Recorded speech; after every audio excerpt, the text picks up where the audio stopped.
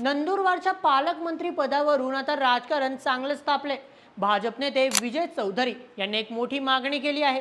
विजय चौधरी यांचं म्हणणं आहे की नंदुरबार जिल्ह्यात भाजपचे 2 आमदार आहेत आणि पक्षाचा तिथे मोठा प्रभाव आहे, म्हणजेच बोलबाला आहे।